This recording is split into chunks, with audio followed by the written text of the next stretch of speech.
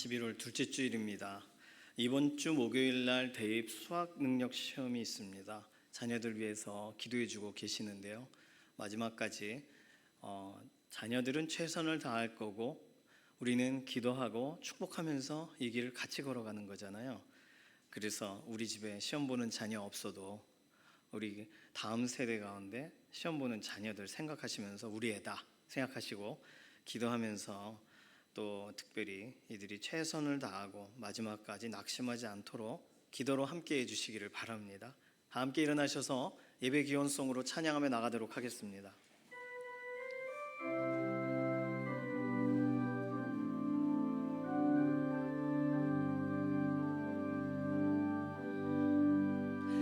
나 주님을 사랑합니다. 참 사랑에 주를 경배해 한 마음으로 예배드리니 우리들의 예배를 받으소서.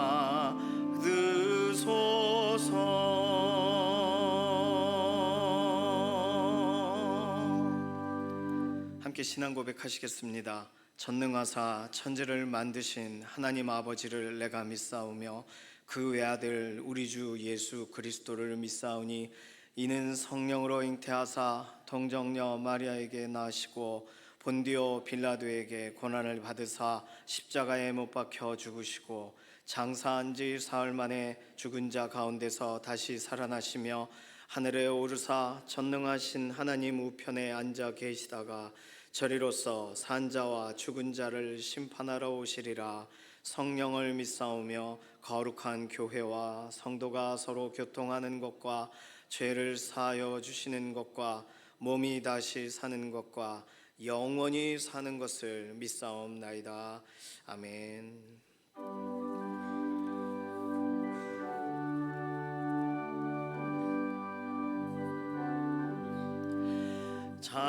찬송하는 소리 있어 사람 기뻐하도다. 하늘 아버지의 이름 거룩하도다. 세상 사람 찬양하자.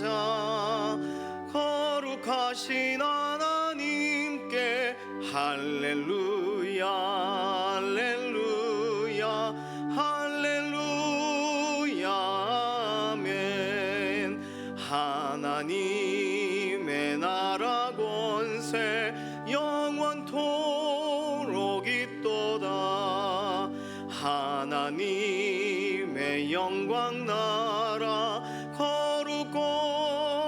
거룩하도다. 하늘 보좌 계신 주님 세상 주관하시도다. 할렐루야 할렐루야 할렐루야 아멘. 하나님의 크신 섭리 그 뜻대로 되도다. 우리 아버지의 뜻은 거룩하도다. 주여 속히 임하셔서 기쁜 날을 주옵소서.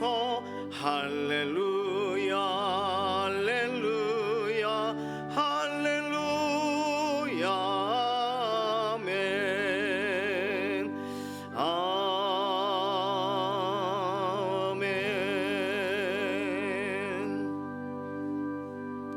모두 자리에 앉으셔서 교독하시겠습니다. 교독문 32번 시편 71편입니다. 여호와여 내가 주께 피하오니 내가 영원히 수치를 당하게 하지 마소서. 주의 의로 나를 건지시며 나를 풀어주시며 주의 귀를 내게 기울이사 나를 구원하소서. 주는 내가 항상 피하여 숨을 바위가 되소서. 주께서 나를 구원하라 명령하셨으니 이는 주께서 나의 반석이시오 나의 요새임심이니이다. 나의 하나님이여, 나를 악인의 손 곧 불의한 자와 흉악한 자의 장중에서 피하게 하소서.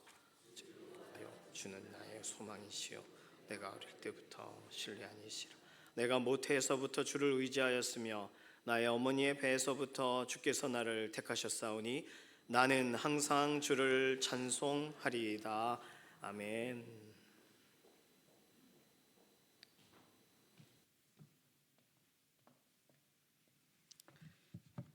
기도드리시겠습니다. 하나님 아버지, 주님의 이름을 찬양하며 예배의 자리로 나아갑니다. 우리에게 영생을 주시고 이 시간 예배하게 하사 우리의 부족함을 넘어 크신 은혜로 채워주시는 하나님께 감사합니다. 베풀어 주신 사랑 기억하면서 온 마음과 정성으로 주님을 예배하오니 우리의 예배를 받아주옵소서. 허나 주님 뜻대로 살기로 했네 찬양하면서도 주님의 뜻을 따르기보단 우리의 세상 부귀 욕심과 무지로 살아온 숨겨진 죄들을 회개하오니 용서하여 주옵소서. 우리의 연약한 예배를 통해 회복시켜 주시어서 믿음과 삶이 일치되는 온전한 예배를 드려지길 소망합니다.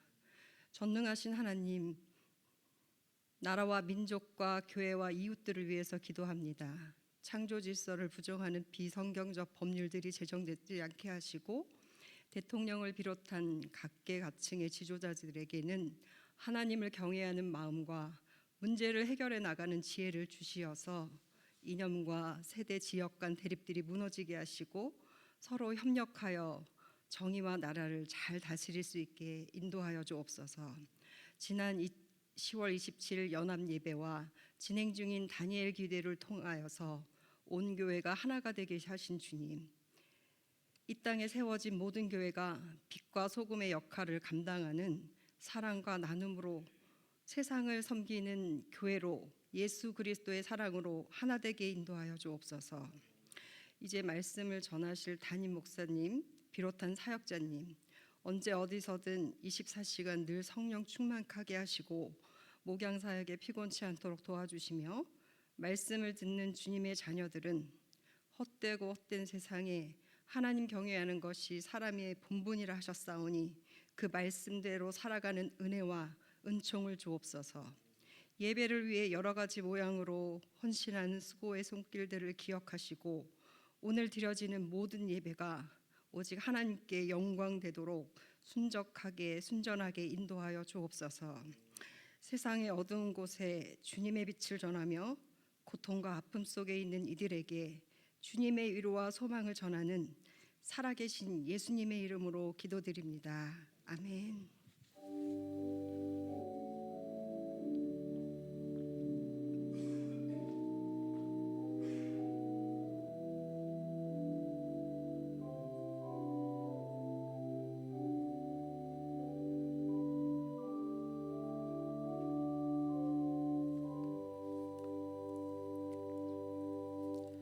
함께 찬송가 270장 찬송하시겠습니다.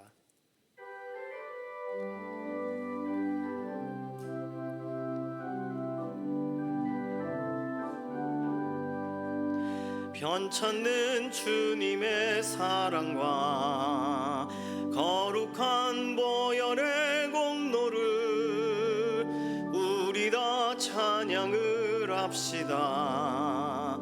주님을 만나볼 때까지 예수는 우리를 깨끗게 하시는 주시니 그의 피 우리를 눈보다 더 희게 하셨네. 우리를 깨끗게 한 피는 무궁한 생명의 물일세. 생명의 구원을 받은 자 하나님 찬양을 합시다. 예수는 우리를 깨끗게 하시는 주시니 그의 피 우리를 눈보다 더 희게 하셨네. 주님의 거룩한 보혈을 날마다 입으로 간증해 담대히 싸우며 나가세. 천국에 들어갈 때까지 예수는 우리를 깨끗게 하시는 주시니 그의 피 우리를 눈보다 더 희게 하셨네. 십자가 단단히 붙잡고 날마다 이기며 나가세. 머리에 면류관 쓰고서 주 앞에 찬양할 때까지 예수는 우리를 깨끗게 하시는 주시니 그의 피 우리를 눈보다 더 희게 하셨네.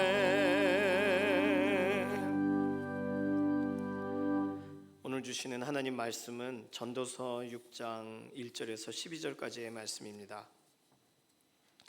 내가 해 아래서 한 가지 불행한 일이 있는 것을 보았나니 이는 사람의 마음을 무겁게 하는 것이라. 어떤 사람은 그의 영혼이 바라는 모든 소원에 부족함이 없어 재물과 부요와 존귀를 하나님께 받았으나 하나님께서 그가 그것을 누리도록 허락하지 아니하셨으므로 다른 사람이 누리나니 이것도 헛되어 악한 병이로다. 사람이 비록 100명의 자녀를 낳고 또 장수하여 사는 날이 많을지라도 그의 영혼은 그러한 행복으로 만족하지 못하고 또 그가 안장되지 못하면 나는 이르기를 낙태된 자가 그보다는 낫다 하나니 낙태된 자가 헛되이 왔다가 어두운 중에 감에 그의 이름이 어두움에 덮이니 햇빛도 보지 못하고 또 그것을 알지도 못하나 이가 그보다 더 평안함이라. 그가 비록 1000년의 갑절을 산다 할지라도 행복을 보지 못하면 마침내 다 한 곳으로 돌아가는 것뿐이 아니냐. 사람의 수고는 다 자기의 입을 위함이나 그 식욕은 채울 수 없느니라. 지혜자가 우매자보다 나은 것이 무엇이냐. 살아있는 자들 앞에서 행할 줄 아는 가난한 자에게는 무슨 유익이 있는가. 눈으로 보는 것이 마음으로 공상하는 것보다 나으나 이것도 헛되어 바람을 잡는 것이로다. 이미 있는 것은 무엇이든지 오래전부터 그의 이름이 이미 불린 바 되었으며 사람이 무엇인지도 이미 안 바 되었나니 자기보다 강한 자와는 능히 다툴 수 없느니라. 헛된 것을 더하게 하는 많은 일들이 있나니 그것들이 사람에게 무슨 유익이 있으랴. 헛된 생명의 모든 날을 그림자같이 보내는 일평생에 사람에게 무엇이 낙인지를 누가 알며 그 후에 해 아래에서 무슨 일이 있을 것을 누가 능히 그에게 고하리요. 아멘. 마음이 상한 자를 고치시는 주님 찬양합니다.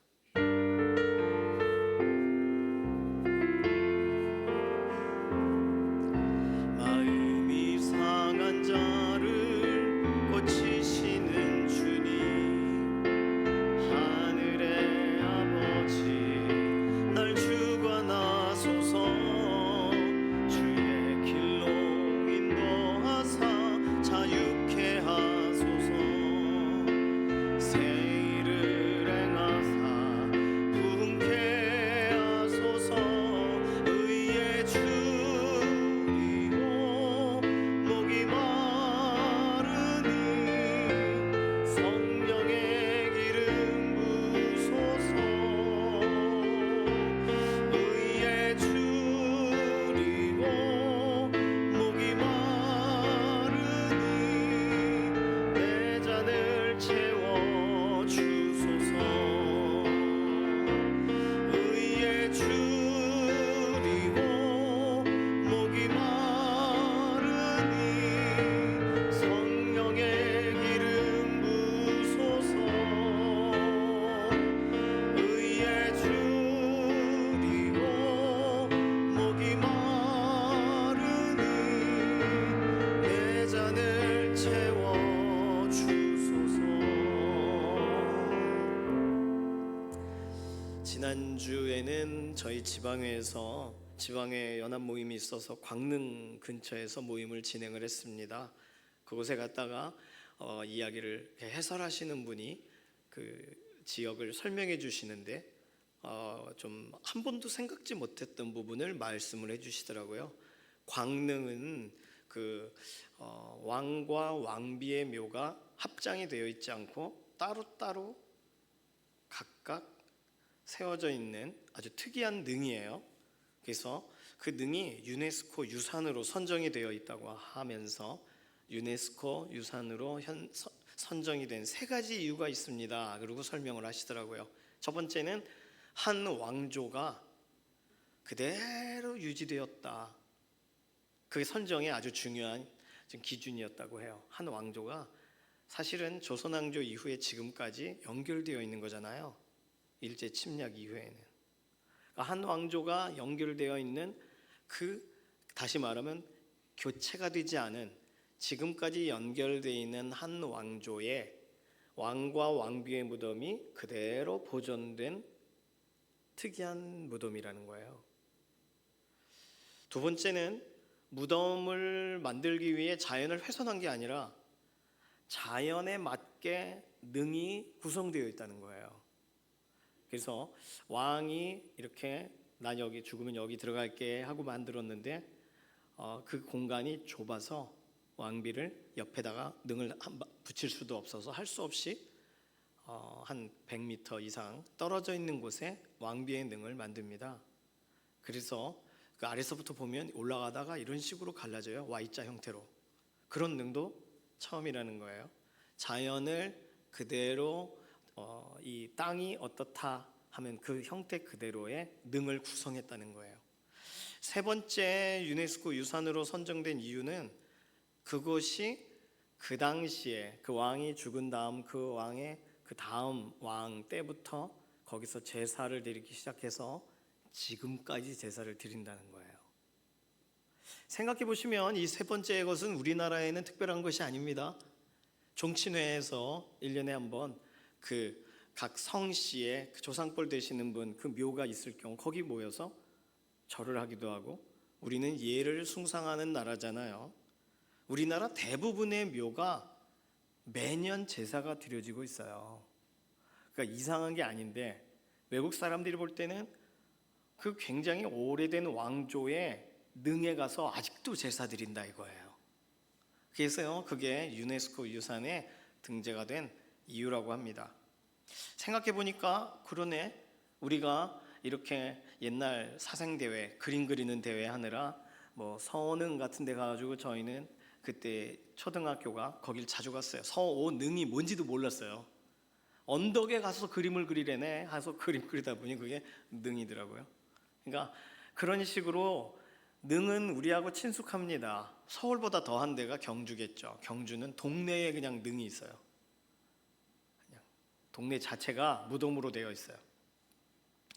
그런 거기가 그냥 그대로 주어진 게 아니라 거기 가서 다 제사드립니다. 꽃이 꽂혀져 있고 꽃이 계속 바뀌고, 종친회 관계돼서 다녀오시는 분들도 계시죠. 그럼 가서 절은 안 하실지라도 우리 성씨가 어떻게 모이고 있구나 이런 걸 또 확인하실 수 있는 계기가 있으시죠. 예배가 끊어지지 않는 장소다. 그래서 이건 특별한 전 세계적인 문화유산이다 그렇게 얘기가 된대요. 왜 예배가 아직까지 제사가 끊어지지 않을까요? 조선 왕조는 이미 우리가 생각할 때는 끝난 것 같은데 대한민국이라는 나라가 세워져 있는데 아직도 왜 우리의 각각의 능에는 제사가 진행되고 있을까요? 가보니까 광릉이 이게 다시 발굴을 하고 있더라고요. 사진을 좀 띄워주실 수 있을까요? 홍살문이 있는데 저거는 유네스코 유산에 등재됐다라는 그런 그 비입니다. 네, 뭐 여러 사진들이 저게 뭐냐면 다시 보여주실래요? 끝에가 홍살문이라고 해서 문이 있어요. 거기서부터 신의 영역이라는 거예요. 거기서부터 이 제사를 지내는 건물까지가 대부분 길이 놓여져 있는데 돌로 신이 올라가는 길이 있고 사람이 지나가는 길, 이렇게 두 개로 나눠져서 길이 존재합니다. 일반적인 능들은 대부분 특히 경복궁 같은 데 보면 경복궁에 제례를 지내거나 하는 그 부분은 앞에가 조금 높이가 높은 길이 있고 옆에 낮은 길이 있어요. 신이 걸어가는 길이고 사람이 걸어가는 길이래요. 여기는 흙에 덮여 있어서 그걸 다 드러내서 발굴을 하고 있더라고요, 요즘. 그래서 이제 제사를 지내기 위해서, 두 번째 사진 보여주세요. 제사를 지내기 위해서 올라갈 때 왼쪽에 있는 예쁘게 손잡이가 달려있는 것 같은 길이 좀 높습니다. 저게 신이 올라가는 계단이고 오른쪽에 있는 게 사람이 올라가는 계단이에요. 다시 말하면 왕이 오른쪽에 올라가면 제사를 집례하는 사람이 신과 함께 저 길을 올라가는 것인지 그렇습니다. 그런데요, 다음 사진 보여주세요. 내려갈 때는 계단이 하나예요. 뭐 아시는 분은 다 아시겠죠? 그러니까 신이 예배를 받기 위하여 같이 올라가서 예배를 받고 본인은 능으로 가시는 거예요. 사람만 내려가는 거예요. 우리나라에 있는 저런 유적의 대부분의 건물의 왼쪽, 그 건물로 말하면 왼쪽이죠. 우리가 볼 때는 오른쪽 계단은 두 개가 있고 내려가는 건 하나가 있습니다. 나중에 한번 어느 능에 가시면 확인해 보실 수가 있어요. 신이 올라가는 계단, 사람이 올라가는 계단. 내려올 때는 사람이 혼자 내려오는, 이게 그 제례를 집례하는 사람들은 다 알고요. 그것에 참여하는 사람들은 잘 모른 채 지금도 조상을 향한 숭배가 진행이 되는데, 조상 신이, 소위 귀신이 같이 홍살문까지 나와서 기다리고 있는 거예요. 제사를 받으려고. 거기서부터 함께 걸어가서 올라가고 상 펴놓은 데 신이 앉고 상상을 해보면, 그리고 다 맛있는 거 먹고 능으로 가는 거예요. 그 일을 왕이 죽은 다음부터 계속하고 있는 거죠. 조상 때부터 믿었던 그런 믿음이, 그리고 그 조상을 잘 섬겨야 된다라고 하는 소망이, 왜냐하면 후손들의 불행과 행복을 결정하는 게 이 제사라고 생각하고 있는 거예요. 그러니까 우리나라에 있는 일반적인 묘에 계속 꽃이 올라가고 제례가 집행이 되는 이유가 바로 그것입니다. 다녀오면서 우리만 예배하는 게 아니구나. 이런 일반적인 사람들도 특정한 날, 특정한 종친회의 어떤 날짜를 받아서 조상에게 예배하고 매년 끊어지지 않는 예배로 온 가족이 절을 하는 예배의 풍습이, 제사의 풍습이 있다는 거예요. 오늘 전도서는요, 오늘 전도서 본문에 읽어보면 불행과 행복의 문제를 다룹니다. 불행과 행복, 오늘 솔로몬은 그의 지혜를 동원해서 불행, 행복, 행복에 대해서 사모하는 내용이 무엇인가 이렇게 써놨습니다. 무슨 내용이냐 하면은 오늘 본문에 보면 2절에 내 소원에 부족함이 없는 응답을 얻는 거, 그걸 행복으로 보고 있어요. 두 번째로 영혼의 만족감을 얻는 거, 3절이에요. 그게 행복이라는 거예요. 세 번째로 7절에 식욕이 채워지는 거, 되게 단순해 보이지만 잘 먹으면 행복하잖아요. 9절에 내가 보기 원하는 것을 보고 마음껏 상상하기 원하는 것을 상상하는 것, 그게 행복이에요. 11절과 12절에 보면 헛되지 않게 사는 것, 한 6가지 정도가 오늘 본문에 사람들은 그걸 원한다는 건데, 사실 우리의 인생에 이거를 넘어갈 만큼의 범주의 행복의 요소들이 더 있겠습니까? 마음이 편해지고 속이 편해지고 먹는 것도 잘 먹고 내가 상상하는 일이 정말 되어지고 모든 일을 했는데 헛되지 않는 것, 이게 사실 행복의 시작이죠. 단순하지만 우리가 다 바라고 소망하고 있는 내용입니다. 전도서에서는 그러한 내용들을 하나하나를 찾아가고 싶은 사람의 심리를, 마음을, 태도를 설명합니다. 근데 성경 전체적으로 볼 때 성경에서는 특히 이사야 본문에서 하나님은 특이한 독특한 이야기로 우리에게 말씀하세요. 내 생각은 너희와 다르며. 이사야 55장 8절 9절에 나의 생각은 너희 생각과 다르며 너희의 길은 나의 길과 다름이니라. 이는 하늘이 땅보다 높음 같이 내 길은 너희 길보다 높으며 내 생각은 너희 생각보다 높으니라. 하나님이 하신 말씀이에요. 이 구절은 우리를 속상하게 하시려고 하신 말씀이 아니라 이렇게 보면 됩니다. 하나님의 생각은 우리의 생각을 넘으신다. 하나님의 생각은 우리의 업그레이드 버전, 우리 생각보다 훨씬 더 준비되고 채워져 있는 그러한 생각이시다. 그러면 오늘 본문에 있는 이러한 각각의 행복의 요소들을 하나하나를 하나님이 아신다는 거고, 두 번째는 이 행복의 요소들 하나하나가 실제로 우리에게 체감되는 그 기쁨도 아신다는 거예요. 이러한 찬양이 있죠. 하나님은 너를 만드시는 분, 너를 가장 많이 알고 계시며 하나님은 너를 지키시는 분, 너를 쉬지 않고 지켜보신단다. 같이 좀 부를까요? 그의 생각 셀 수 없고 아실 겁니다. 하나님은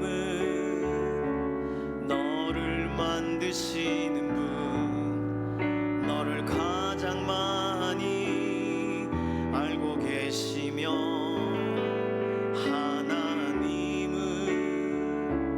너를 만드신 분, 너를 가장 깊이 이해하신단다. 하나님은 너를 지키시는 분, 너를 절대 포기하지 않으며 하나님은 너를 지키시는 분, 너를 쉬지 않고 지켜보신단다. 그의 생각 셀 수 없고 그의 자비 무궁하며 그의 성실 날마다 새롭고 그의 사랑 끝이 없단다. 그의 생각 셀 수 없고 그의 생각 셀 수 없고 그의 자비 무궁하며 그의 성실 날마다 새롭고 그의 사랑 끝이 없단다. 시험을 준비하는 우리 자녀들에게도 동일하게 하나님이 이 마음으로 알고 계시고 대하고 계시는 줄로 믿습니다. 자, 그럼 하나님이 생각하시는 행복에 대해서 알려면 일단 우리 생각과 다르다는 정의를 만족해야 돼요.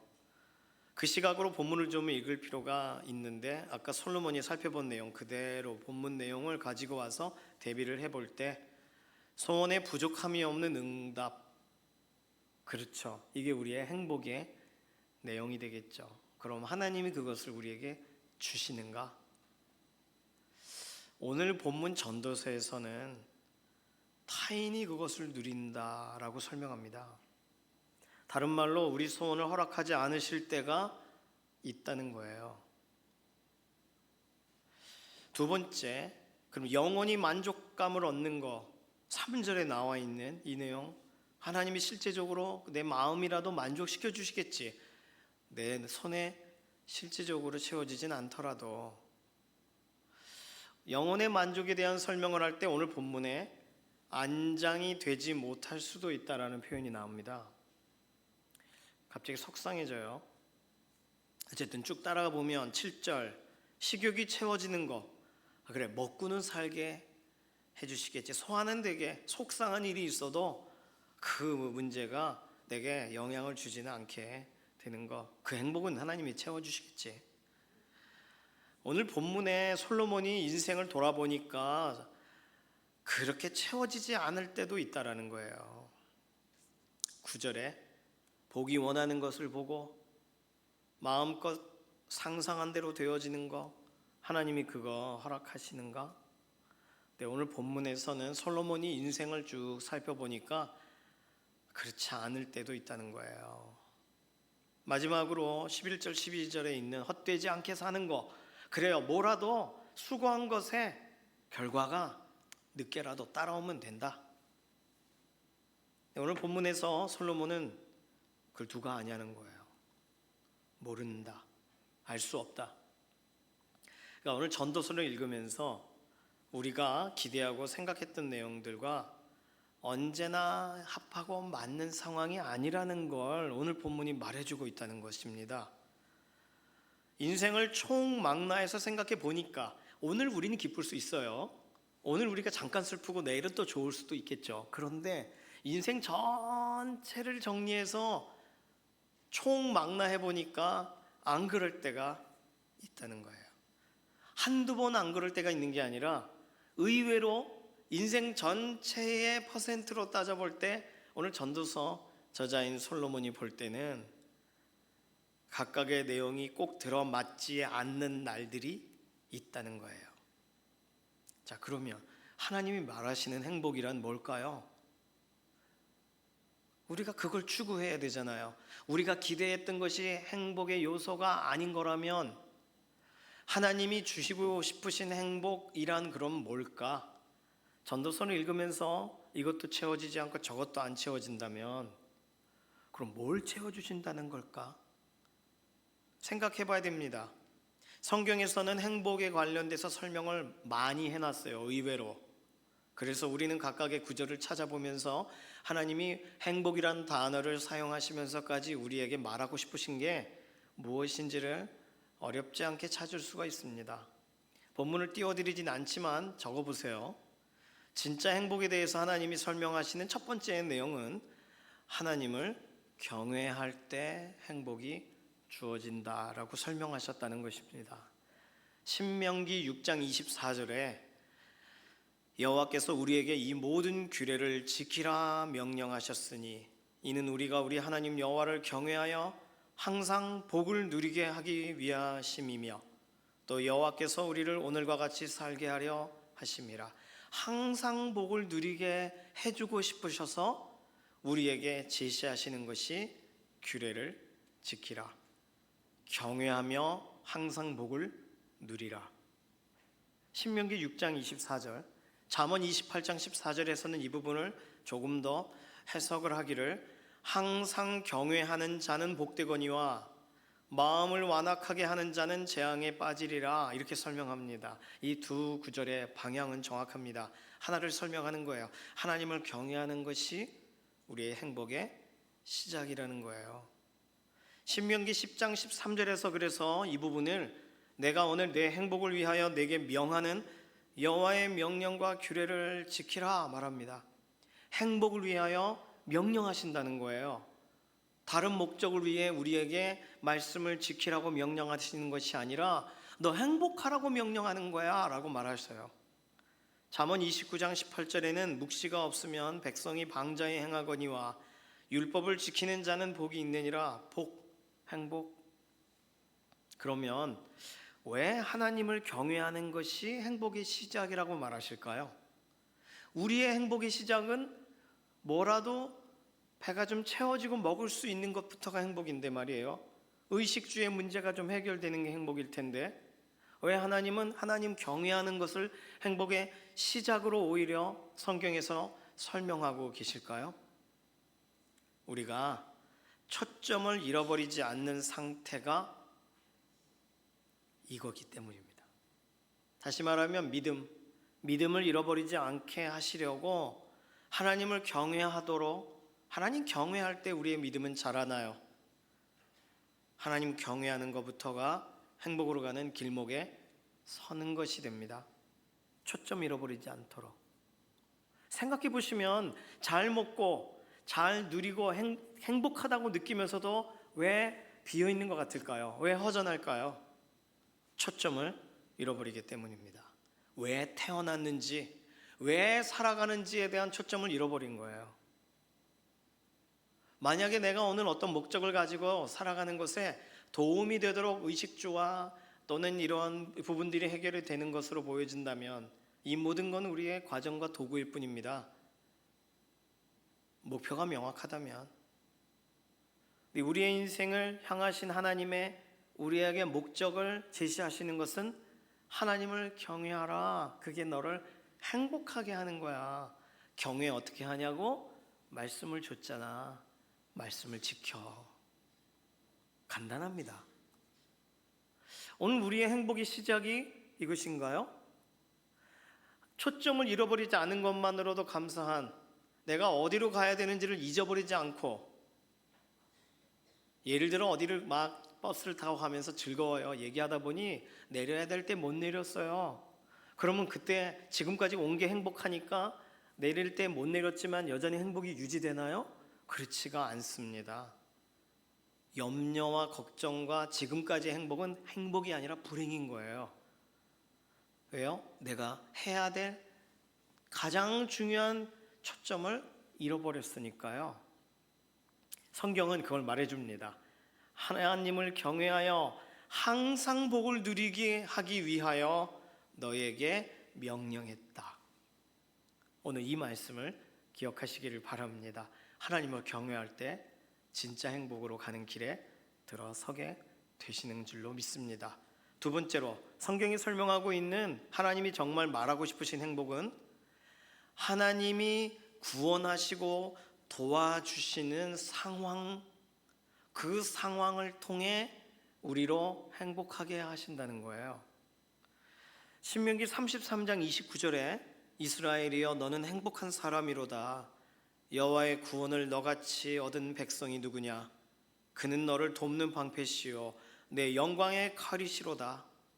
시편 144편 15절에도 비슷하게 말합니다. 이러한 백성은 복이 있나니 여호와를 자기 하나님으로 삼는 백성은 복이 있도다. 시편 146편 5절에 야곱의 하나님을 자기의 도움으로 삼으며 여호와 자기 하나님에게 자기의 소망을 두는 자는 복이 있도다. 이 세 구절을 정리하면 다른 것은 우리에게 실제적으로 우리를 건져줄 수 있고 일으켜줄 수 있고 우리의 든든한 보호자가 될 수 없다는 거예요. 다른 것을 의지해서는 그것이 주어지지 않는다는 것입니다. 막연한 기대로 무엇인가를 뭔가가 오겠지, 귀인이 나를 도와주겠지, 그런 게 아니에요. 하나님을 소망하는 것이 우리의 행복이 되기를 원하신다는 거예요. 그렇습니다. 우리는 다른 것을 자주 기댑니다. 사람을 기대고 어떤 사건을 기대고 자녀들을 기대고 어떤 환경을 기대요.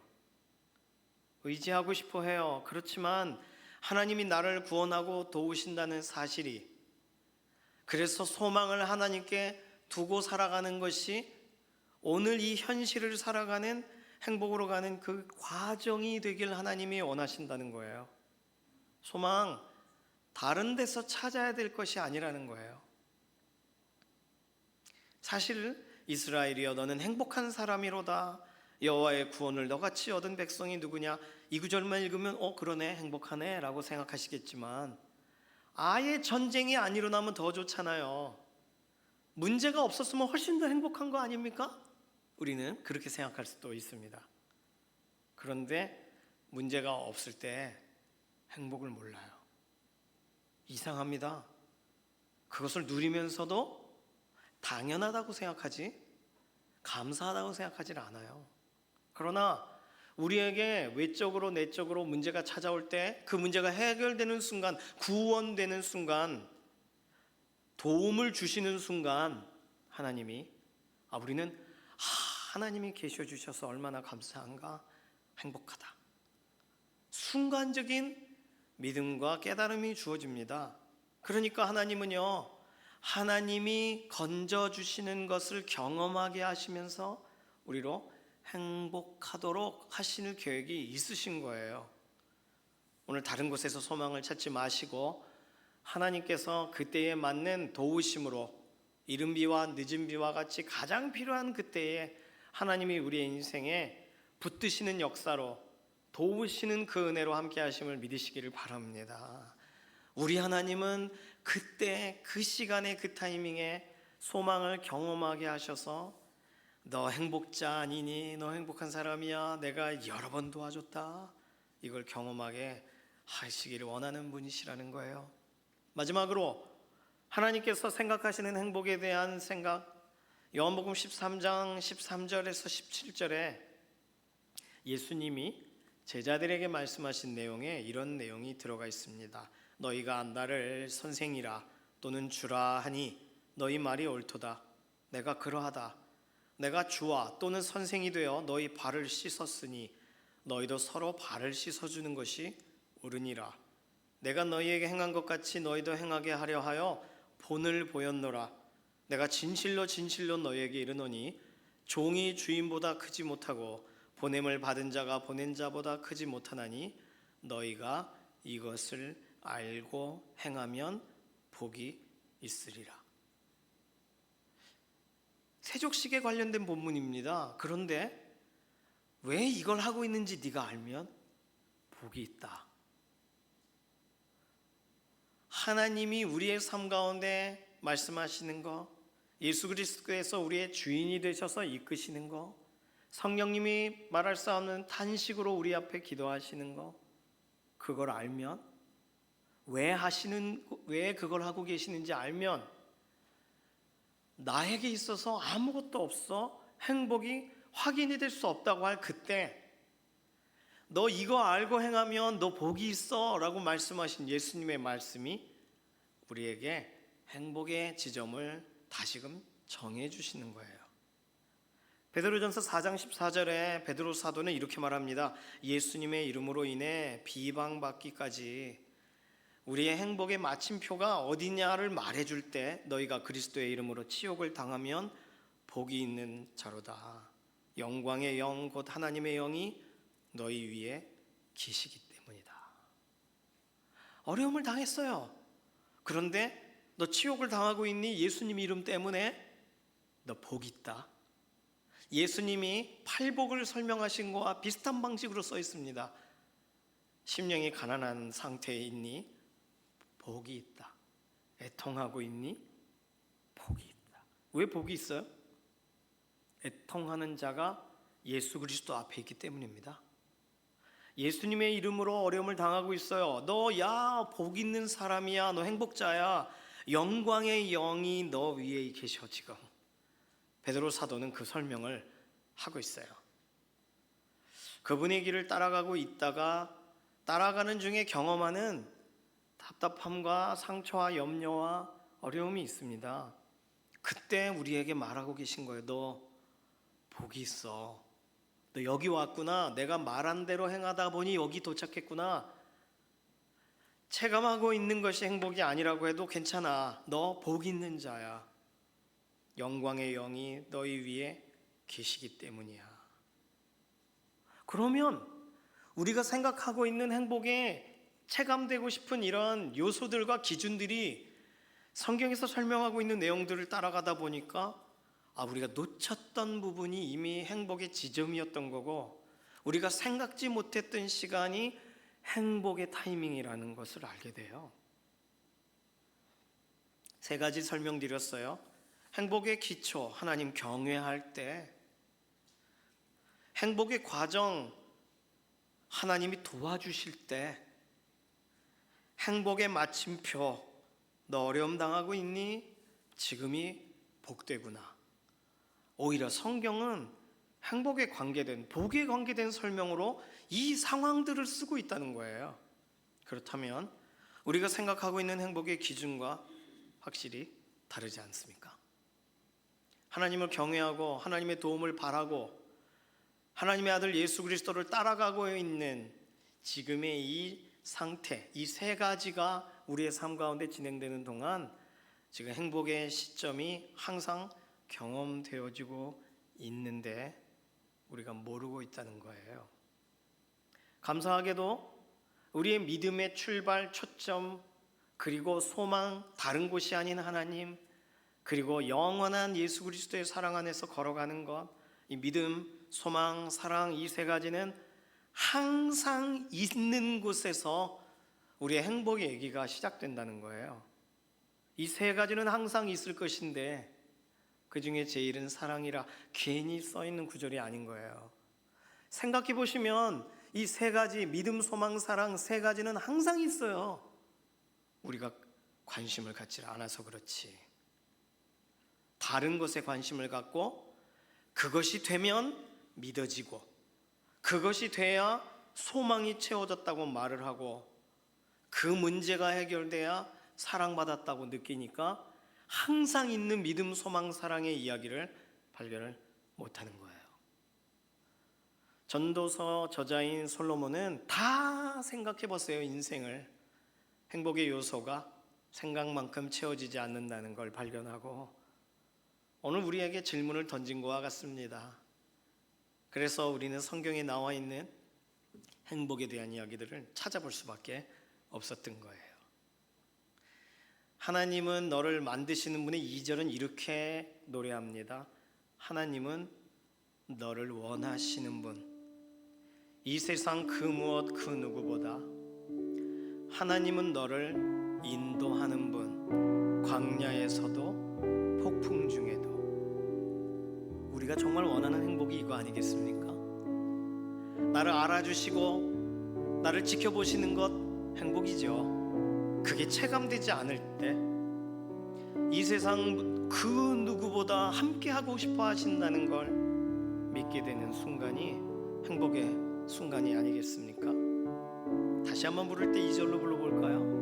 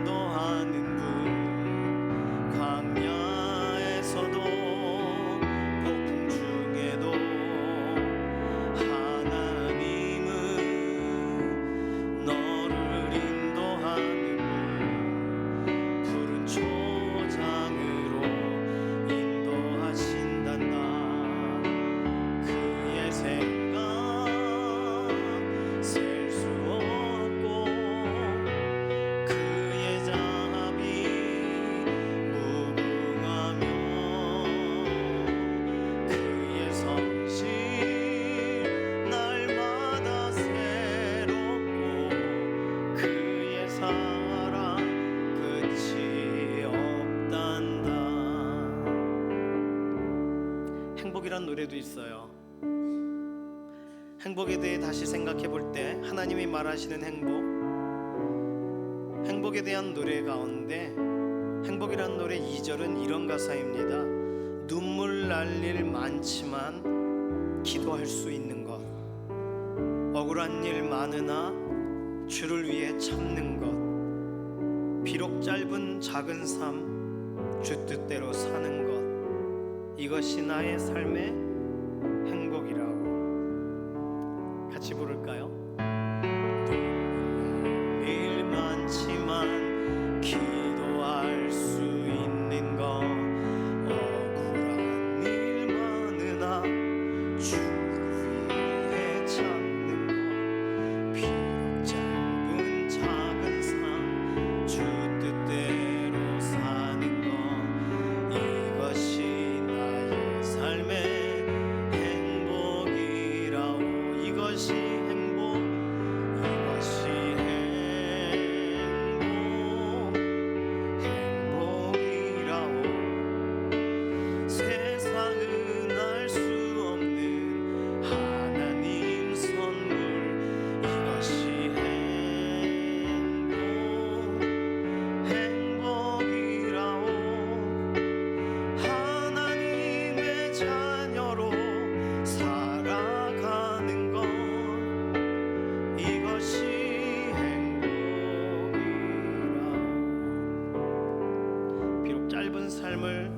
작은 삶을 살아도 주 뜻대로 사는 거, 하나님 경외하면서 사는 거, 하나님 도우심 구하면서 사는 거, 예수님 따라가다가 부르심에 반응하는 거, 그렇게 살다 가신 분들이 많이 계십니다. 여러분이 알고 계신 분 중에, 가족 중에 믿음의 선진들이 그렇고 우리 교회도 여럿 계세요. 개인의 소원이 완벽하게 이루어지지 않았지만, 만족할 만한 결과를 맛보지 못했지만, 마음껏 드실 수 없었지만, 보고 싶은 것 마음껏 보고 상상하던 일이 실제로 온전히 경험된 것 아니지만 마지막까지 하루도 헛되게 살지 않으려고 몸부림치셨던 분들, 하나님 경외하면서 하나님 도우심 끝까지 구하면서 우리 주 예수님 따라가셨던 분들이 계세요. 우리는 그분들 불행한 건 아닌가 이런 생각을 하실 수 있겠지만, 성경이 말하는 행복의 기준은 오히려 그분들이 더 많이 누리셨던 것으로 보여집니다. 우리 기도의 아버지, 기도의 어머니들이 그렇게 걸어가고 계시고, 그렇게 노년이 되고 생각지 못하는 병을 얻고, 그렇게 하나님 바라보면서 부르심에 응답합니다. 하루를 헛되지 않게 살려고 말씀 붙들고 몸부림치십니다. 그러니 오늘 우리도 우리의 행복의 기준을 우리의 혀끝에, 손끝에 두지 마시고 믿음의, 소망의, 사랑에 두시기를 바랍니다.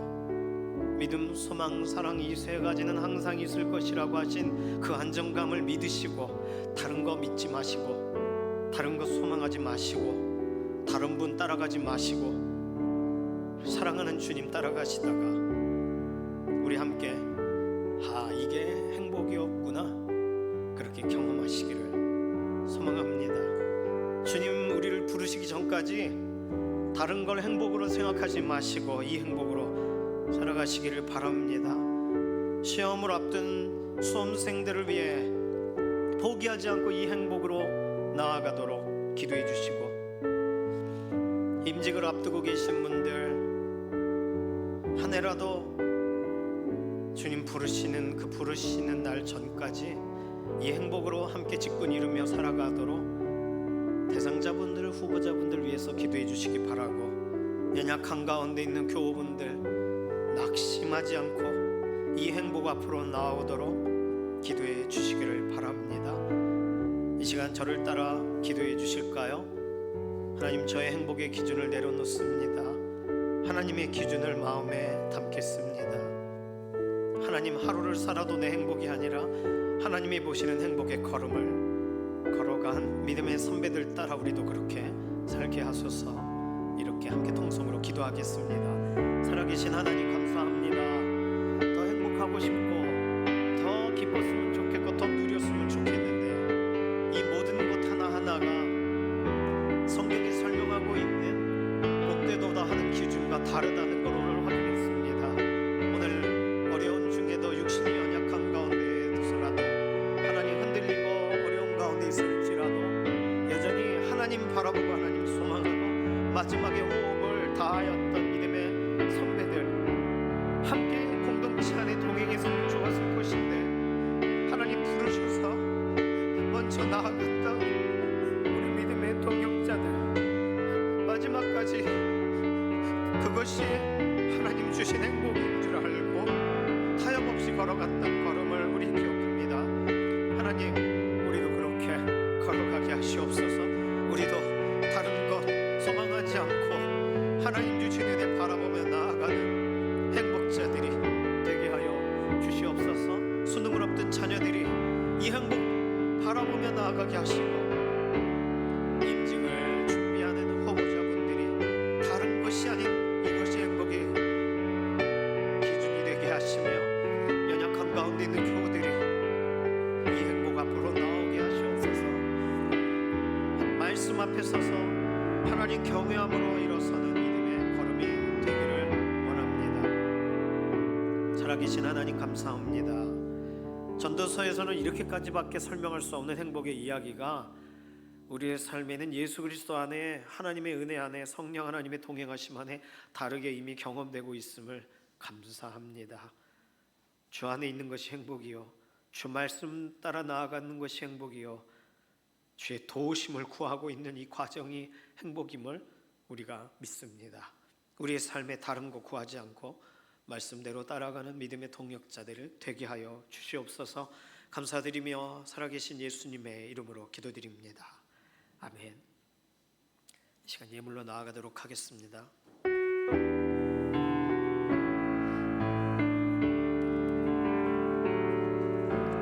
오직 주의 은혜로 지금 여기 서 있네. 한없는 경배 한없는 찬양 내 영혼 예배드리네. 나를 위해 이 땅에 오신 주의 그네 십자가 고통 이기신 주님 그네 어찌 잊으리. 주네 날 채우시네.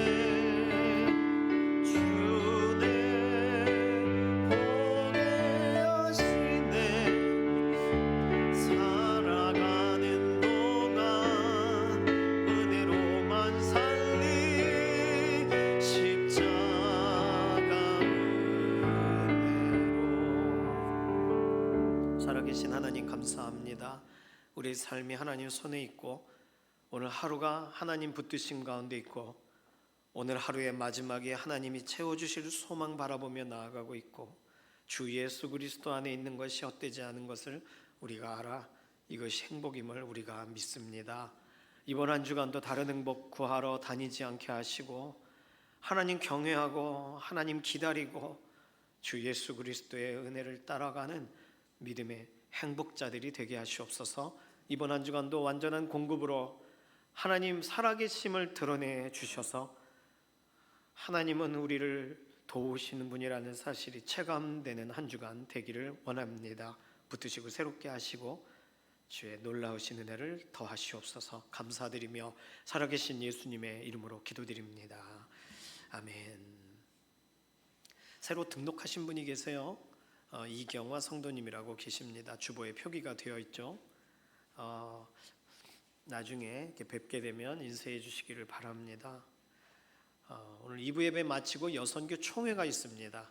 여선교 회원 되신 분들 모두 회의에 참여해 주시기 바랍니다.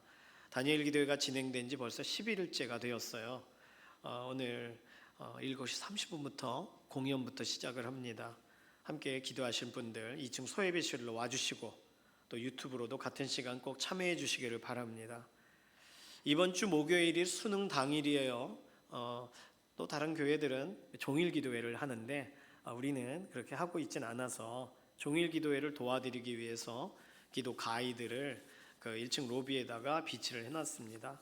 그래서 프린트를 참조하셔가지고 매 시험 시간에 뭘 가지고 기도해야 되는지 부모님들 또 기도하실 분들은 좀 가져가셔서 이 수능 시험 보는 자녀들 이름도 부르시면서 하루 종일 이 내용을 가지고 좀 함께 기도해 주시기를 바랍니다. 이번 주 토요일에는요 3부 예배 에스더 찬양대 솔리스트인 옆날의 자매님 결혼식이 있습니다. 11월 16일 토요일 12시에 호텔 리베라 3층 베르사유 홀에서 진행이 됩니다. 결혼하는 가정을 축하해 주시고 또 참여해 주실 분들은 토요일 날 교회에서는 10시 30분에 출발하겠습니다. 그래서 수요일까지는 신방 전도사님께 함께 가시는 것을 확인해 주시기 바랍니다. 특별히 옆날의 자매님은 전에 그 어머님이 돌아가셨어요. 코로나 관계돼서. 그래서 참 복된 결혼식인데 좀 위로도 필요하고 그렇습니다. 기도 많이 해주시기 바랍니다. 다음 주일은 추수감사주일입니다. 다음 주에는 연합 예배는 아니고요. 부서 자녀들은 각 부서에서 추수감사 행사를 갖습니다. 사실은요, 부서 안에서 자체적으로 진행되는 행사가 더 중요해요. 왜냐하면 자녀들에게 그 절기에 관련된 교육을 할 수가 있기 때문이죠. 그래서 상반기에 부활주일과 어버이주일에 각 부서가 순서를 가졌어요. 연합하면서.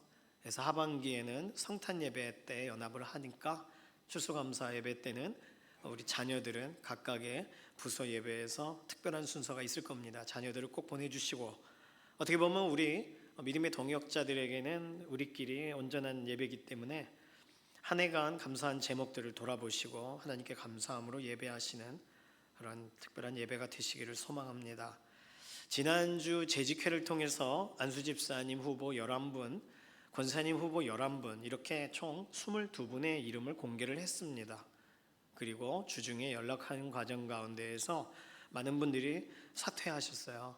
여러 가지의 사정이 있으신 것도 있으신데 어쨌든 참 대화가 더 권하기가 참 어려운 그런 상황입니다. 그래서 일단은 후보자로 그래도 사퇴를 좀 반려하기를 좀 부탁을 드려가지고 안수 집사님은 후보가 3분, 권사님 후보는 1분만 빠지시고 10분이 1층 로비에 누구신지가 게시가 되었습니다.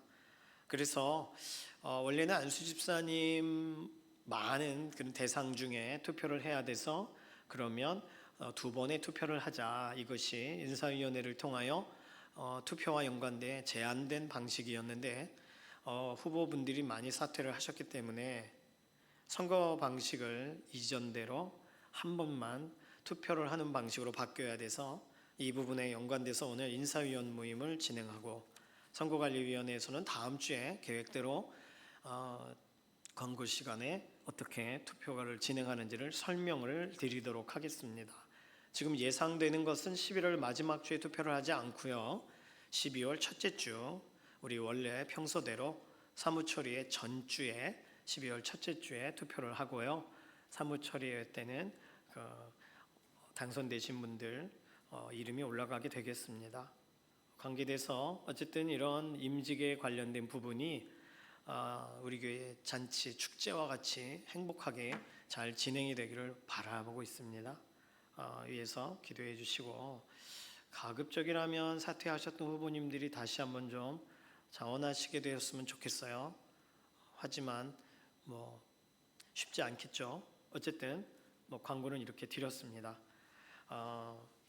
더 광고 드릴 부분이 없네요. 이제 모두 자리에서 일어나셔서 손을 들고 마지막 찬송 부르시고 우리 삶의 예배 자리로 나가도록 하겠습니다.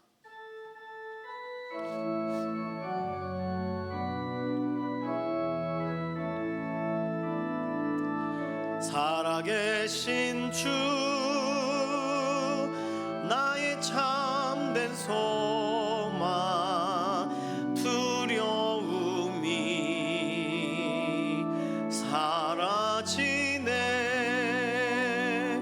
사랑의 주내 갈 길 인도하니 내 모든 삶의 기쁨 늘 충만하네.